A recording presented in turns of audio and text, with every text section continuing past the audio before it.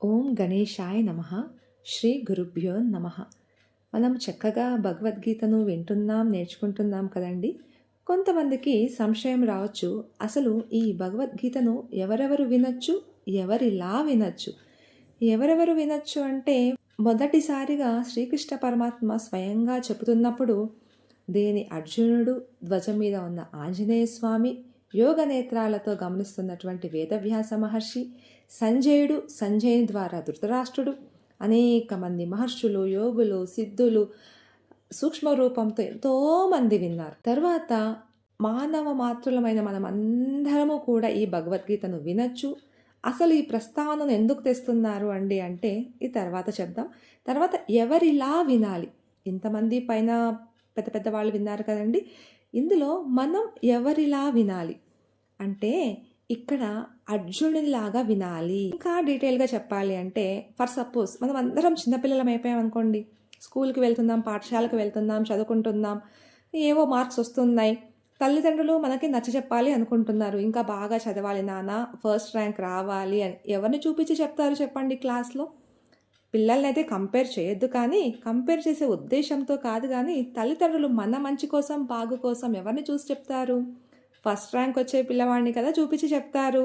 ఆ అబ్బాయిలాగా చదువులే అంటే ఆ అమ్మాయిలాగా చదువు, ఫోకస్ చెయ్యి, చెప్పింది విని అర్థం చేసుకో, దానిని ఆచరణలో పెట్టు అని ఇక్కడ సాక్షాత్తు అర్జునుడు చేస్తున్న పని అదనమాట. తక్కిన వారు వింటున్నారు, కానీ అర్జునుడు విని తన సంశయాలను అడిగి, అంటే అర్జున ఉవాచ అని మనకు భగవద్గీతలో చాలాసార్లు వస్తుంది. తన సందేహాలను, సంశయాలను ఒక గురువు ముందర, ఆ జగద్గురువు ముందర పెట్టి సంశయాలు తీర్చుకొని ఆ తర్వాత తన కర్తవ్యాన్ని నిర్వహించినటువంటి అర్జునుడిలాగా మనం ఈ భగవద్గీతను వినాలన్నమాట. ఏ ధృతరాష్ట్ర వారిలాగానో లేదా ఇంకెవరిలాగానో మనం ఎందుకు దీన్ని అర్థం చేసుకోకూడదు అనేది కూడా మనం తెలుసుకుందాము. మరి నిన్నటి రోజునైతే దుర్యోధనుడు గురువు వద్దకు వెళ్ళి పాండవుల పక్క ఉన్న సైన్యం కానీ, రాజుల కానీ, కౌరవుల పక్క వాళ్ళ పక్షాన నిల్చున్న రాజుల గురించి కానీ ప్రస్తావన చేయటం విన్నాం.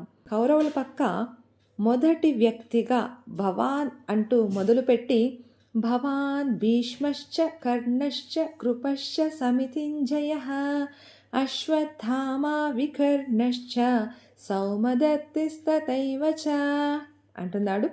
భవాన్ అంటే ద్రోణాచార్య వారు అని చెప్పి ఆయన గురించి మనం తెలుసుకుందాము. భీష్మశ్చ అంటే ఇటు కౌరవులలో కానీ, పాండవులలో కానీ అతి పరాక్రమవంతుడు, మహావీరుడు, మహాభక్తుడు, మహాపరాక్రమశాలి అని భీష్మాచార్యుల వారిని చెప్పటంలో ఎటువంటి సందేహము, సంశయము లేదండి. అంతటి గొప్ప పితామహుడు ఆయన గురించి తర్వాత మాట్లాడుకుందాం.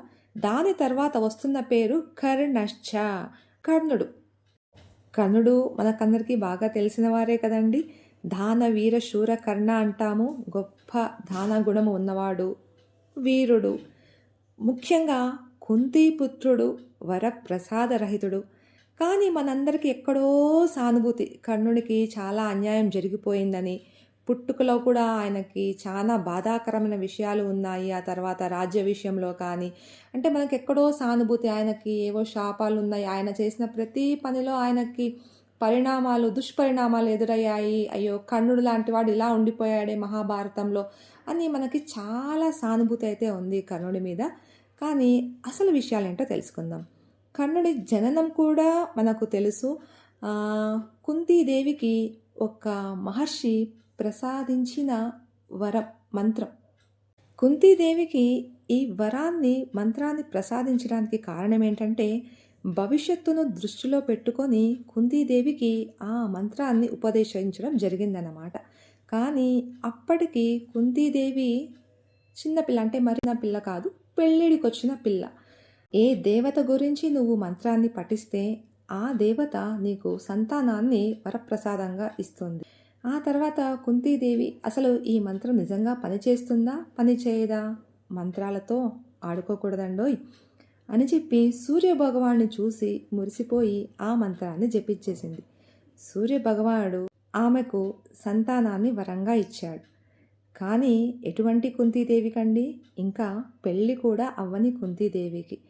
కనుక ఈ గర్భాన్ని ఆమె రహస్యంగా మోసి బిడ్డను ప్రసవించి ఆ బిడ్డను ఒక పెట్టెలో ఉంచి నదీ ప్రవాహంలో వదిలేసిందనమాట. అప్పుడు ఆమెకు ఉన్న పరిస్థితికి అది తనకు తప్పలేదనమాట. ఆ పెట్టె అలా నదిలో జారుకుంటూ వెళ్ళి రాధ అనే రథసారథి యొక్క దంపతులకు ఈ పెట్టె దొరికింది. వాళ్ళు ఆ బిడ్డను అపురూపంగానే పెంచారు. కర్ణుడు కుంతీదేవి యొక్క పుత్రుడు, వరప్రసాదం కాబట్టి ఆయన పెరుగుతున్న కొద్దీ ఆయనలో ఉన్న వీరత్వం, శూరత్వం, ఆయనకు యుద్ధ విద్యల పట్ల ఆసక్తి, వీటన్నిటి వలన ఆయన కొంతమంది గురువులను ఆశ్రయించి తనకు యుద్ధ విద్యలు నేర్పించవలసిందిగా కోరాడు. అలా గురువుల్ని ఆశ్రయిస్తూ వెళ్తూ ఒకసారి పరశురాముణ్ణి కలుసుకున్నాడు. పరశురాముని గారి దగ్గరికి వెళ్ళి, అయ్యా, నాకు యుద్ధ విద్యలు, విద్యాబుద్ధులు నేర్పించవలసిందిగా కోరుచున్నాను అని చెప్పి నమస్కరించుకున్నాడు. మనం ఇప్పుడు ఏదైనా మన కిడ్ని స్కూల్ కాన్వెంట్లో జాయిన్ చేయాలి అంటే father name, mother name, something, ఆ తర్వాత నెక్స్ట్ ఏంటి, ఇవన్నీ ఎలా అయితే అడుగుతారు. మనం ఒక ఫామ్ అయితే ఫిల్ చేయాలి కదా, జాయిన్ చేయాలి, అడ్మిషన్ కావాలి అంటే. ఇన్ ద సేమ్ వే అప్పట్లో ఎలా ఉండేది అంటే, మీ తండ్రి గారి పేరు ఏంటి, నీ గోత్రం ఏంటి, ఇది సాధారణంగా అడిగేవారనమాట. అలానే పరశురాముడు వారు కూడా మీ తండ్రి పేరేంటి, గోత్రం పేరు ఏంటి అని అనగానే కర్ణుడు తటపటాయించాడు. ఎందుకంటే ఇప్పటికే చాలామంది గురువుల దగ్గర రిజెక్ట్ అయ్యాడనమాట. అంటే రిజెక్షన్స్ అంటే కొన్ని కారణాల చేత, లేదంటే సూతపుత్రుడు, లేదంటే నీకు యుద్ధ విద్యలు ఎందుకు అనో, ఇంకొకటనో, గోత్రం సరిగా చెప్పలేకపోవడం ద్వారానో, ఇలా రిజెక్షన్స్ వచ్చేసరికి ఆయనకి ఎలాగైనా యుద్ధ విద్య నేర్చుకోవాలి అనే తాపత్రయంతో ఇక్కడ ఒక చిన్న అబద్ధాన్ని అయితే చెప్పేశాడు. అయ్యా, మాది భార్గవ వంశం, మాది భృగు మహర్షి గారి గోత్రం. అంటే పరశురాముడి గారిది కూడా భృగు వంశమే అన్నట్టు, భృగు మహర్షి గోత్రమే. కనుక మీది మాది ఒకే గోత్రం, మీరు మేము చుట్టాలమవుతాము అనే నెపంతో అలా మాది ఆ గోత్రం అండి, ఆ వంశం అండి అని చెప్పేశాడు. కానీ పరశురాముడు ఎవరండి? సాక్షాత్తు మహావిష్ణువు అవతారం. ఇంత చిన్న అబద్ధాన్ని ఆయన కనిపెట్టలేరా చెప్పండి అప్పుడే? కానీ కర్ణుడికి విద్యాభ్యాసం మీద ఉన్న ఇష్టం పట్ల కర్ణుడిని శిష్యునిగా స్వీకరించి సకల విద్యలు, యుద్ధానికి సంబంధించిన అస్త్రాలు, శస్త్రాలు ప్రతి ఒక్కటి ఆయనకి బోధించాడు. ఆల్మోస్ట్ విద్య కూడా పూర్తయిపోయింది. ఆ తర్వాత ఒకానొక రోజు గురు శిష్యులు ఇద్దరు అడవిలోకి వెళ్ళారు. అలా వెళ్తూ ఏదో ముచ్చటించుకుంటూ పురాణాల గురించి చెప్పుకుంటూ అలా చాలా దూరం వెళ్ళిపోయారు.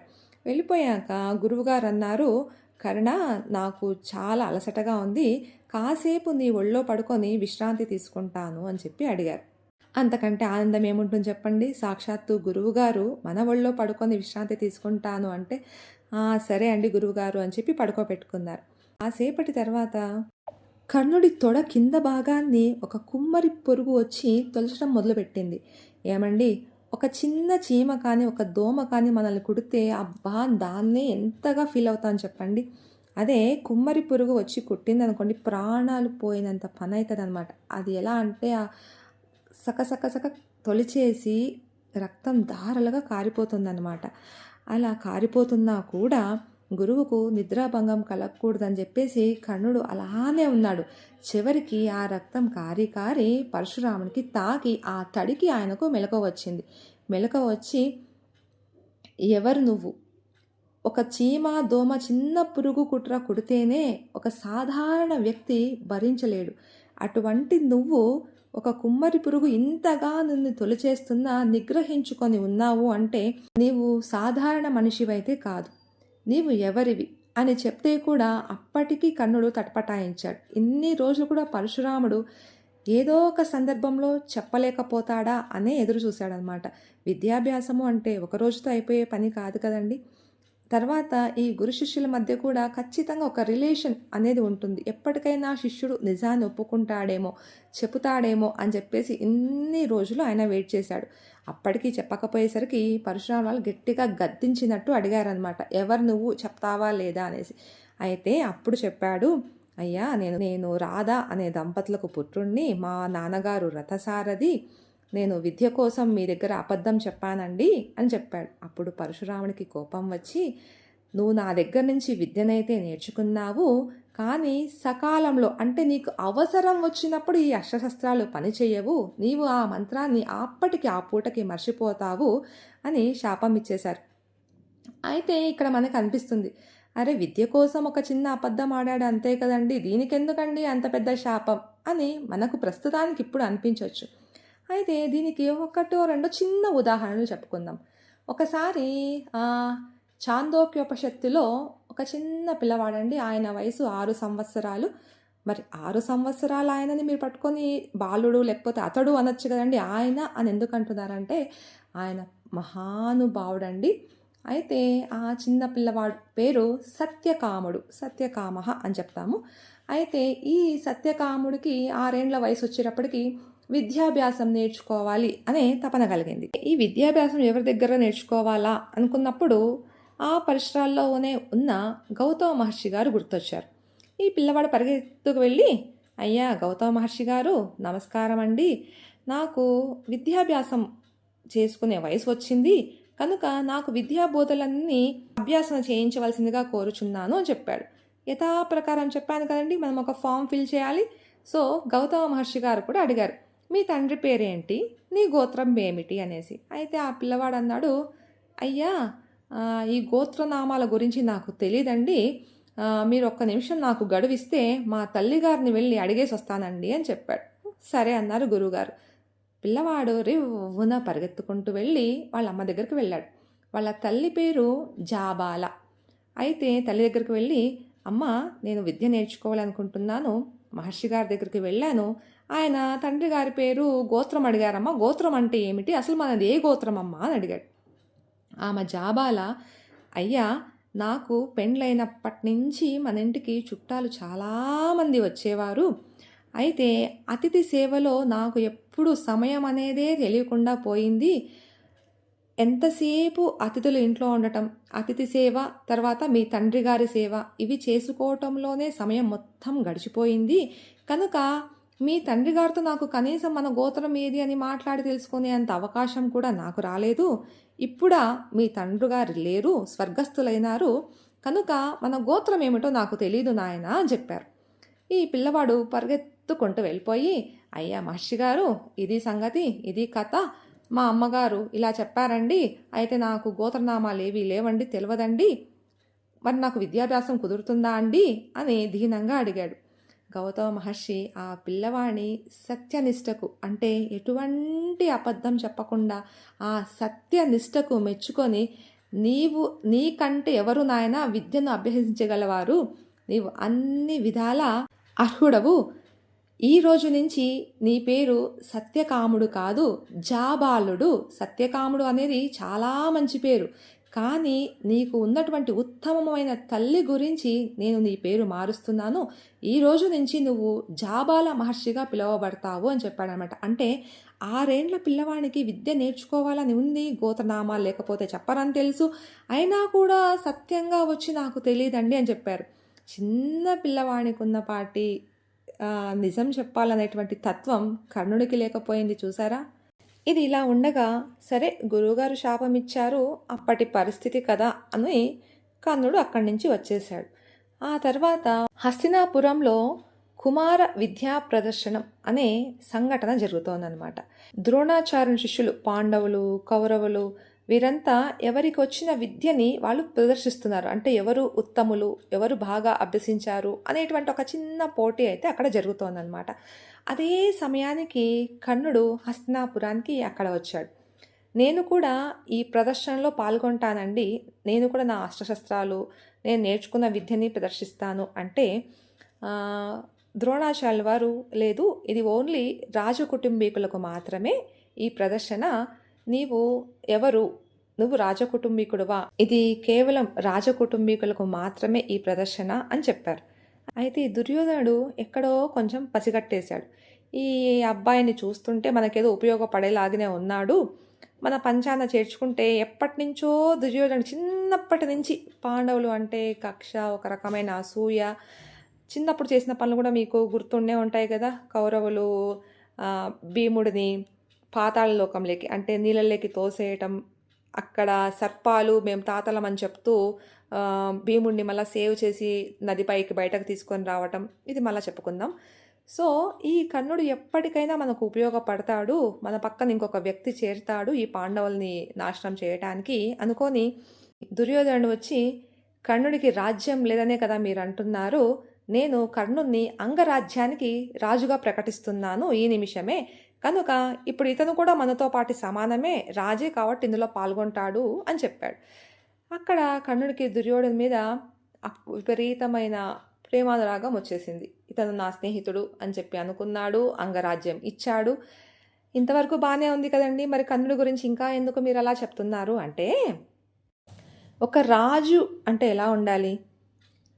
ప్రజాపాలన, అభివృద్ధి ఇవన్నీ చూసుకోవాలి. కానీ ఆయన అంగరాజ్యానికి వెళ్ళి అక్కడ ఉన్న తాత్కాణాలే లేవండి. ఏ రోజు ఆయన అంగరాజ్యానికి వెళ్ళిందే లేదు. ఎంతసేపు హస్తినాపురంలో దుర్యోధనితో పాటే ఉన్నాడు, కానీ రాజ్యానికి వెళ్ళి ఎప్పుడూ రాజ్యక్షేమాలను చూసిందే లేదు. సరే, ఏదో స్నేహితుడు కదండి, స్నేహితుడిని విడిచి ఉండలేక అక్కడ ఉన్నాడు అంటే స్నేహధర్మం గురించి కూడా తెలుసుకుందామండి. అసలు ఎటువంటి వారితో స్నేహం చేయాలి, స్నేహధర్మం అంటే ఏమిటో తెలుసుకుందాం. దీనికి ఒక చిన్న కథ. ఒక వ్యక్తి సైన్స్లో పిహెచ్డి కూడా చేసేసాడు, బాగా చదువుకున్నాడు, ఉత్తమ శ్రేణిలో పాస్ అయ్యాడు, తెలివితేటలు ఉన్నాయి, అన్నీ ఉన్నాయి. కాకపోతే ఆయనకి జాబ్ అనేది రాలేదు. చాలా కాలం వెయిట్ చేశాడు. ఇంట్లో సమస్యలు, తల్లిదండ్రులను పోషించాలి, ఇంకేవో ఇతరతర అవసరాలు అన్నీ ఉన్నాయి. కానీ ఇంకా ఆయనకు జీవితం మీద కూడా విరక్తి కలిగిపోయిందనమాట, ఏ జాబు రాలేదే అని చెప్పేసి. లాస్ట్కి ఆలోచించి ఒక కొండ పైన నుంచి కిందికి దూకేయాలి అనుకున్నాడు. అదే సమయంలో అక్కడ కొంతమంది వ్యక్తులు ఇతనిని గమనించారు. గమనించి, ఎవరు నువ్వు, అసలు నువ్వు ఇక్కడ ఏం చేస్తున్నావు అంటే, ఇంకా ఆఖరి క్షణాలలో మన బాధను ఎవరితో అయినా పంచుకోవాలి, మనసు తేలిక పడాలి అని అనుకుంటారు కదా.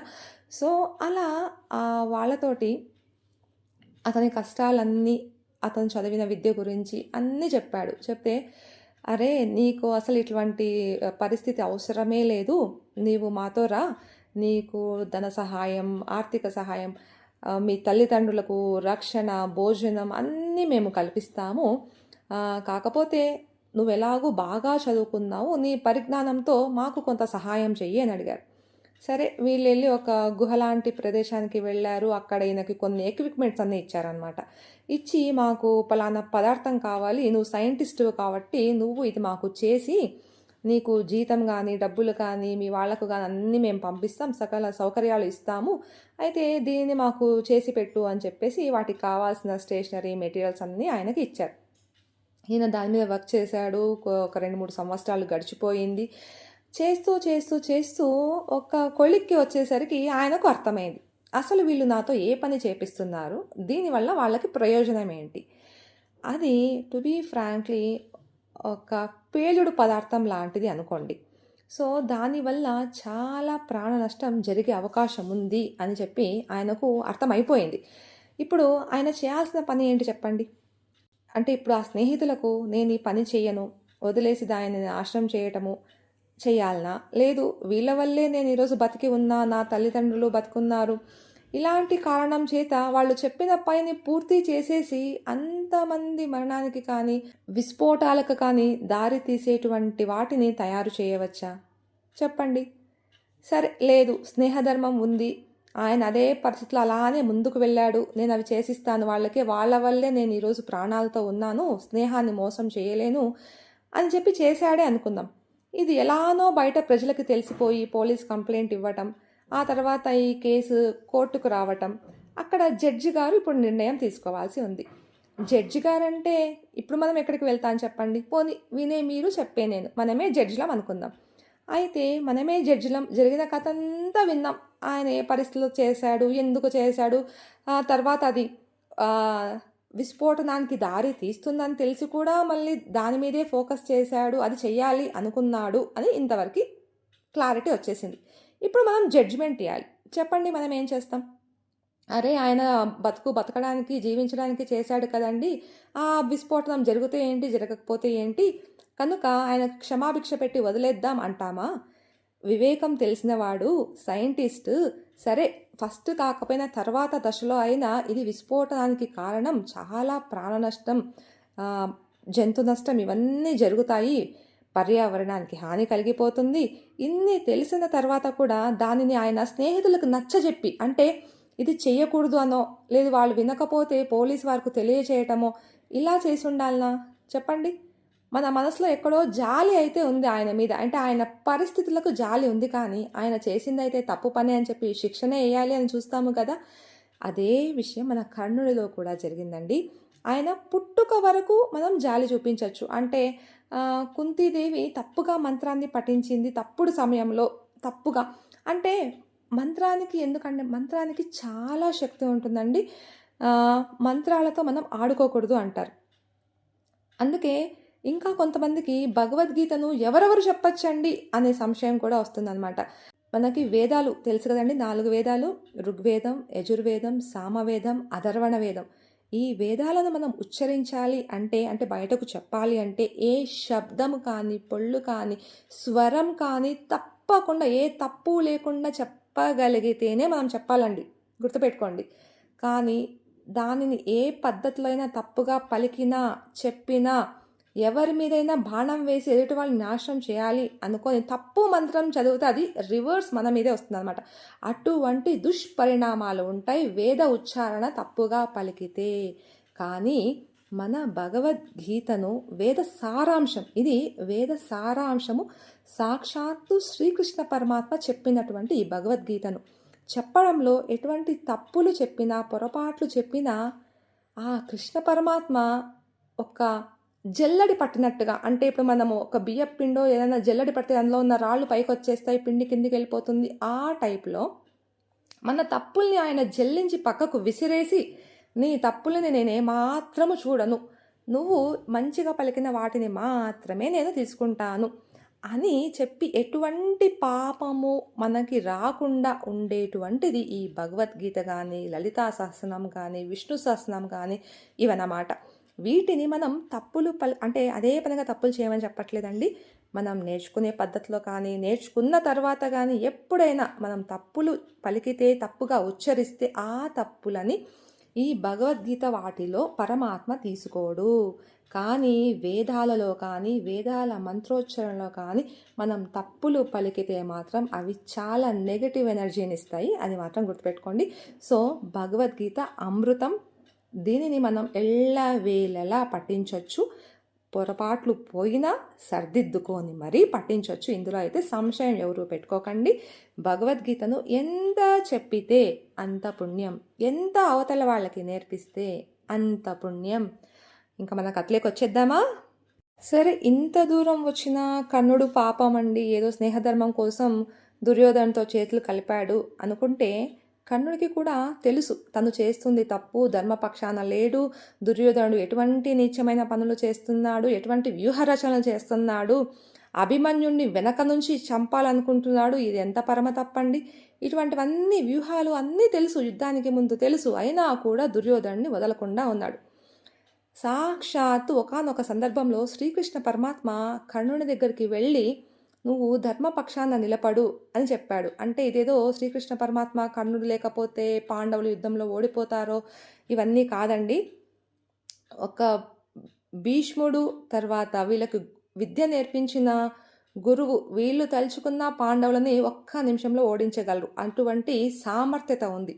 అటువంటి భీష్ముడినే 10 రోజులు యుద్ధంలో మన వాళ్ళు పాండవులు ఎదుర్కొన్నారన్నమాట.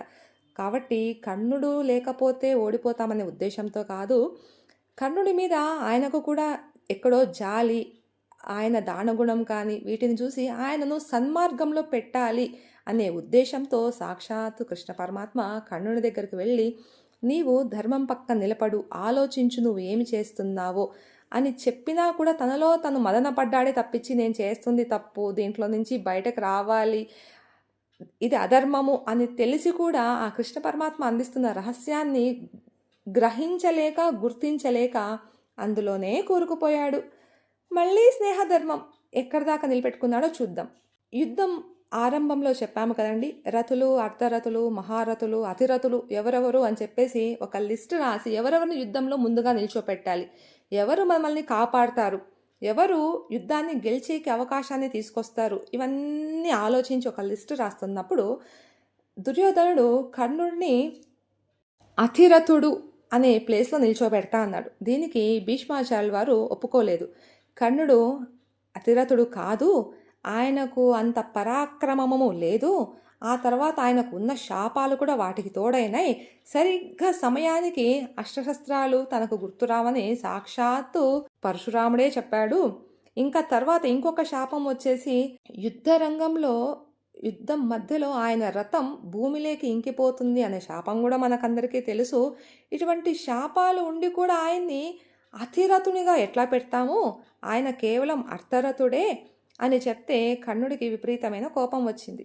వచ్చి నన్ను అర్ధరథుడు అంటావా, అయితే ఇదే నా శపథం, భీష్మాచార్యులు యుద్ధంలో ఉన్నంత వరకు నేను యుద్ధం చేయను, అస్త్రశస్త్రాలు ముట్టను అని ప్రతిజ్ఞ చేసి వెళ్ళిపోయాడు. ఏమండి, ఇది ప్రతిజ్ఞలకి పట్టింపులకి పోయే సమయమా చెప్పండి? భీష్మాచార్యులు పెద్దవారు, సరే పోని ఏదో నా గురించి ఎవరేమనుకుంటే ఏంటి, నాకు పరాక్రమం ఉంది, నా స్నేహితుడు ఆపదలో ఉన్నాడు, యుద్ధం చెయ్యాలి, నా స్నేహితుడిని గెలిపించాలి అన్న ఉద్దేశం ఉంటే స్నేహితుని పక్కన నిల్చొని మొదటి రోజు నుంచి యుద్ధం చేయాలి కదండి. కానీ కర్ణుడు యుద్ధ భూములేకి అడుగే పెట్టలేదు. భీష్మాచార్యులు 10వ రోజు ఆయన పడిపోయి అంబశయన ఎక్కేంత వరకు కర్ణుడు యుద్ధం చేయలేదండోయ్. ఇక్కడ ఎక్కడుందండి మరి స్నేహధర్మం? యుద్ధం అంటే ఏ రోజైనా ఎప్పుడైనా ఏ ప్రమాదమైనా ముంచుకొని రావచ్చు కదా, ఎవరికైనా ఏ హానైనా కలగచ్చు కదా. మరి మొదటి రోజు నుంచి తన మిత్రుడైన దుర్యోధన్ని కంటికి రెప్పలా కాపాడుకోవాలి కదా. ఎంతసేపు స్నేహధర్మం స్నేహధర్మం, శ్రీకృష్ణ పరమాత్మే వచ్చినా నేను స్నేహాన్ని వదిలిపెట్టి రాను అని చెప్పాడు, నీతివాక్యాలు పలికాడు. మరి కనీసము దుర్యోధను వెనకలుండి ఆ అస్త్రశస్త్రాలను అందించడానికో సలహాలు ఇవ్వడానికో దేనికి కూడా యుద్ధభూమికి రాలేదన్నమాట. జన్మించటం అనేది వరకు అంటే ఎవరికి ఏ పేరెంట్స్కి మనం కిడ్స్ అవ్వాలి అనేది మన చేతిలో ఉండదు. కానీ ఒక్కసారి పుట్టిన తర్వాత మనం ఎప్పుడు ఏ పని చేయాలి, మన క్యారెక్టర్ ఏంటి, మనం ఎలా ఉండాలి అనేదైతే మనం నిర్ణయించుకోగలం కదండి. కర్ణుడు మరి అంత మేధావి, ఏ సమయంలో ఏమి చేయాలి అనేది తెలియదా చెప్పండి. ఇంకా దానఘోరం గురించి అంటారా, శిబి చక్రవర్తి కంటే అయితే కాదు అని అనుకుంటున్నాను. కనుక ఎవరిలోనైనా మనం మంచి సుగుణాలను తీసుకోవాలి, కానీ ఈ దుర్గుణాలను తీసుకోకూడదు అనేది కూడా మనకైతే భగవద్గీత నేర్పిస్తోంది. మరి అయితే ఈరోజు ప్రశ్న అండి, జాబాల మహర్షి అనే పేరు తనకి ఎలా వచ్చింది? ఇంకొక చిన్న ప్రశ్న, ఈరోజు విన్న సైంటిస్ట్ కథలో మీరే కనుక జడ్జ్ అయితే ఎటువంటి జడ్జ్మెంట్ ఇస్తారు? ఓం శ్రీ పరమాత్మనే నమః. శ్రీమద్భగవద్గీత అథ ప్రథమోऽధ్యాయः అర్జున విషాదయోగः. ధృతరాష్ట్ర ఉవాచ ధర్మక్షేత్రే కురుక్షేత్రే సమవేతాయుయుత్సవః మామకాః పాండవాశ్చైవ కిమకుర్వత సంజయ. సంజయ ఉవాచ దృష్ట్వా తు పాండవానేకం వ్యూఢం దుర్యోధనస్తదా ఆచార్యముపసంగమ్య రాజా వచనమబ్రవీత్. పశ్యైతాం పాండుపుత్రాణాం ఆచార్యమహతీం చ మూం వ్యూఢాం ద్రుపదపుత్రేణ తవ శిష్యేణ ధీమతా. అత్ర శూరా మహేశ్వాసా భీమార్జున సమాయుధి యుయుధానో విరాటశ్చ ద్రుపదశ్చ మహారథః దృష్టకేతుశ్చేకితానః కాశీరాజశ్చ వీర్యవాన్ పురుజిత్ కుంతిభోజ్యశ్చ శైబ్యశ్చ నరపుంగవః యుధామన్యుశ్చ విక్రాంతః ఉత్తమౌజాశ్చ వీర్యవాన్ సౌభద్రో ద్రౌపదేయాశ్చ సర్వ ఏవ మహారథాః. अस्माकं तु विशिष्टाये तान् निबोधद्विजोत्तम नायका मम सैन्यस्य संज्ञार्थं तान् ब्रवीमि ते। भवान् भीष्मश्च कर्णश्च कृपश्च समितिञ्जयः अश्वत्थामा विकर्णश्च सौमदत्तिस्तथैव च।